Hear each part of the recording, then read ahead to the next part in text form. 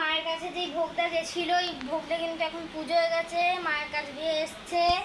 এই যে দেখে নাও পটল ভাজা, 5 রকম ভাজা তোমাদের সকালে বলেছিলাম, তাও দেখিয়ে দিচ্ছি। এই যে খাইয়ে দিই দাঁড়ো। খেয়েছো? আয়ু ভাজা না খাও, আয়ু ভাজা খাও। ওটা কিন্তু এখন এসছে, কিন্তু সবাই খেতে মানে সবাই বসেনি। মা বাবা এখন বোনের খাবার তৈরি করছে, মানে রেডি করছে, সব হয়ে গেছে। ওদিকে আমার বোন কিন্তু বেলুন নিয়ে খেলছে, ওকে কয়েকটা ফুলি দিয়েছি, তাও বেলুন নিয়ে খেলছে। আর এদিকে মানে কিছুই রান করেছে, জোগাড় জাতি এখন বাকি আছে। এখানে মাছের মাথা আর এই যে ডাল ওদিকে আছে, এদিকে একটা ঠান্ডা জলের বোতল। চলো এবার। হ্যাঁ কি বলে? চিকেন নিয়ে আসছে আমার মা। দাঁড়া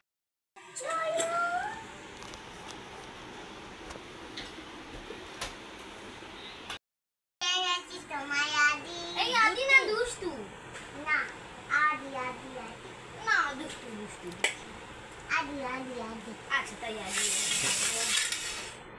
খেতে বসে এই যে দেখো এখন কি খেতে বসে গেছে।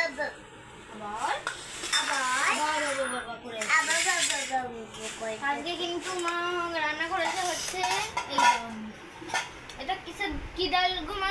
ওটা ডাল 5 রকম ভাজা, যেহেতু ভোগে পাঠিয়েছে, খিচুড়িতে খেয়েছে, ওই জন্য এগুলো এখানে দেওয়া হয়েছে। ভোগেরটা ভোগে এটা মিষ্টি হওয়ার পিঠে 5 রকম ভাজা, যেহেতু ঠাকুরের কাছে ভোগে পাঠানো হয়েছিল তাই 5 রকম ভাজার জায়গায় এগুলো দেওয়া হয়েছে।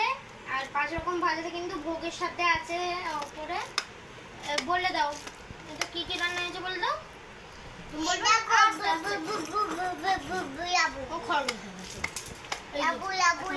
ডাল, এখানে রয়েছে ফুলকপি, আলু, চিংড়ি মাছের তরকারি, ওখানে রয়েছে কাতলা কালিয়া, এখানে রয়েছে একটা মাছের মাথা, আর এখানে রয়েছে চিকেন। আর এদিকে তো মিষ্টি দেখতেই পাচ্ছ, সব রকম মিষ্টি আছে। তা চলো এবার খেয়ে নি, আবার সন্ধ্যাবেলা তোমাদের সাথে কথা বলবো।